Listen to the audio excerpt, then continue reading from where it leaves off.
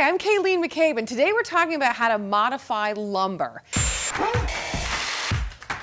Now, there are obviously a lot of types of lumber. There's sheet goods like plywood or OSB, and also stock goods like 2x4s or other large building materials. There's two basic cuts that you can make. One is a cross cut, and that's going actually across the grain. And the other one is a rip cut, where your blade will follow the grain pattern. Now, these types of lumber can be modified with three basic types of saws. The first one is a circular saw. You're gonna see a circular blade on a miter saw, which is great for a cross cut, or a table saw, which is great for a rip cut.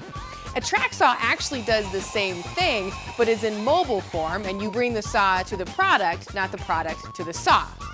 The blade rotates with the teeth moving down, and this is so that as you're moving your sheet good across your work surface to be cut, it's not going to kick up and move.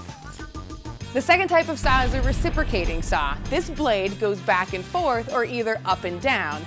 It's a great way to do a fast cross cut on a 2x4, or with the jigsaw, great to do delicate, intricate cuts.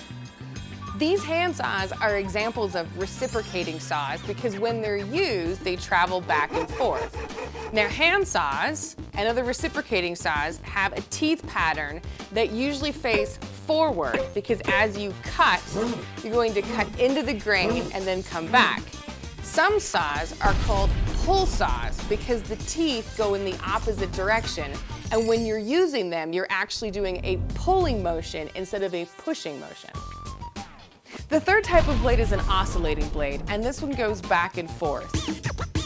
This is a really great saw to use if you need to make delicate cuts on a low flat surface without a lot of clearance.